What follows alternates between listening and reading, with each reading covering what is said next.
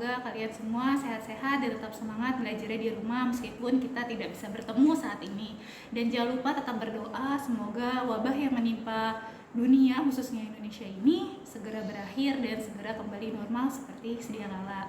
Pada kesempatan kali ini Miss akan menjelaskan tentang masyarakat Indonesia pada masa praaksara atau yang disebut juga dengan masa prasejarah.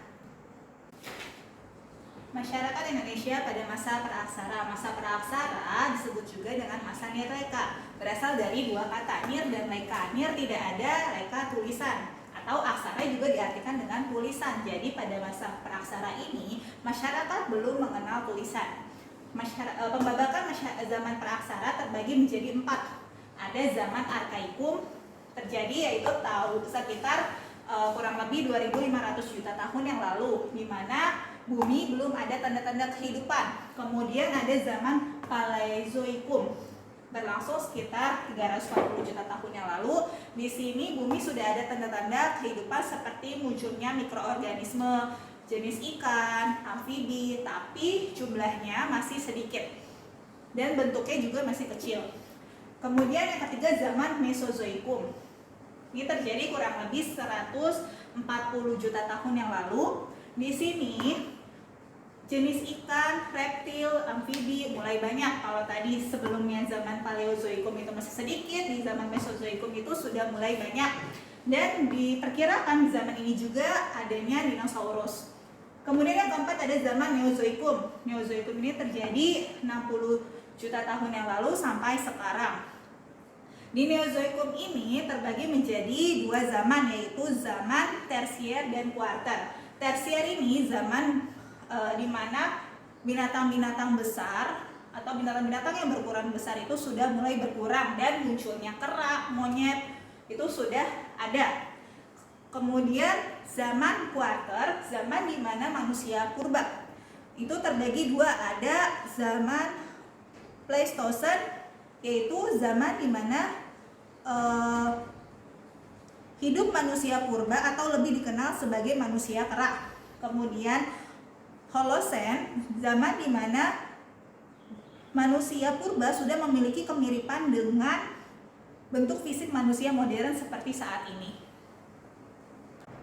Asal-usul nenek moyang bahasa Indonesia ini terbagi menjadi 3 teori. Yang pertama ada teori Afrika, di mana dijelaskan bahwa nenek moyang bangsa Indonesia ini berasal dari Afrika. Yang kedua ada teori Yunan. Teori Yunan ini dikatakan bahwa nenek moyang bangsa Indonesia berasal dari Yunan atau Tiongkok di bagian selatan.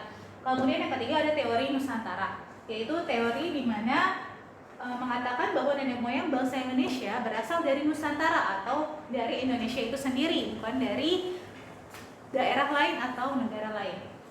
Ditinjau dari aspek budaya terbagi menjadi 2, yaitu zaman batu dan zaman logam.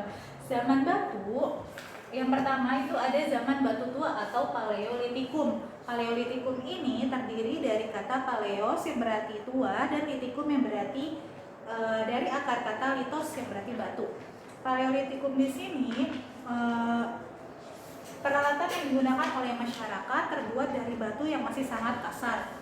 Kemudian Mesolitikum atau zaman batu madya terjadi pada masa Holosen sekitar 10.000 tahun yang lalu, di mana di sini kegiatan masyarakat adalah berburu dan mengumpulkan bahan makanan. Alat-alat yang digunakan pada zaman Mesolitikum masih menyerupai alat-alat Paleolitikum. Kemudian yang ketiga ada Neolitikum atau zaman batu muda. Zaman batu muda ini masyarakat sudah menetap, jadi hidupnya tidak berpindah-pindah lagi. Mereka sudah mulai bercocok tanam dan mulai melakukan kegiatan pertanian atau berternak. Kemudian yang keempat ada Megalitikum atau zaman batu besar, di mana masyarakat sudah membuat peralatan-peralatan dari atau bangunan-bangunan dari batu-batu yang besar. Contoh hasil dari Megalitikum yaitu adanya menhir, punden berundak, kubur batu, sarkofagus, dolmen, arca batu, dan waruga. Yang kedua, zaman logam. Zaman logam ini terbagi menjadi 3, yaitu zaman tembaga, di mana peralatan masih terbuat dari tembaga. Yang kedua, zaman perunggu, di mana masyarakat sudah menemukan campuran pada tembaga, yaitu tembaga dicampurkan dengan timah. Kemudian yang ketiga ada zaman besi. Zaman besi di mana manusia sudah bisa mengolah besi dari bijinya, meleburkan besi dari biji besi, kemudian ditaruh dicetak, cetakan-cetakan, baru dibentuk menjadi besi. Jauh dari aspek ekonomi, yang pertama ada zaman berburu dan mengumpulkan makanan tingkat sederhana. Di sini ciri-cirinya yaitu masyarakat sudah memiliki akal dan kecakapan yang masih sangat terbatas. Hidup di dataran rendah, yaitu dekat dengan sumber air.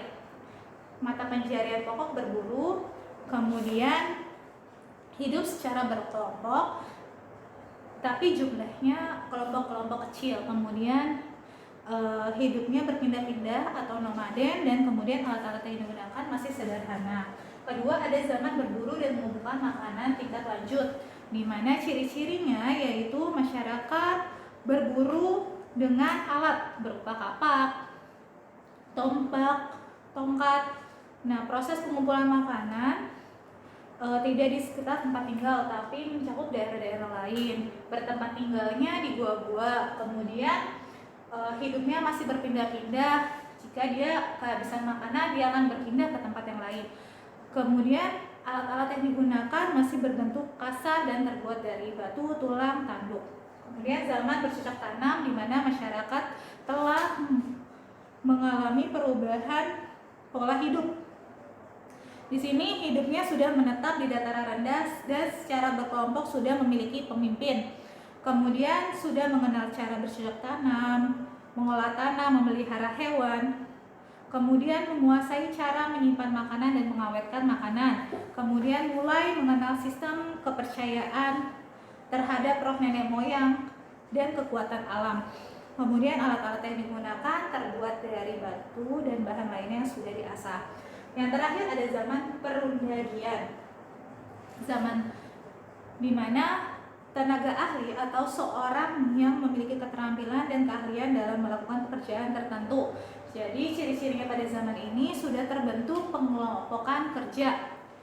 Kemudian sudah mengenal status keanggotaan dalam masyarakat berdasarkan tingkat kekayaan, sudah mengenal teknik pengelolaan logam, sudah membuat perhiasan, sudah membuat tempat ibadah terbuat dari batu-batu besar, kemudian sudah mengenal sistem kepercayaan seperti animisme dan dinamisme.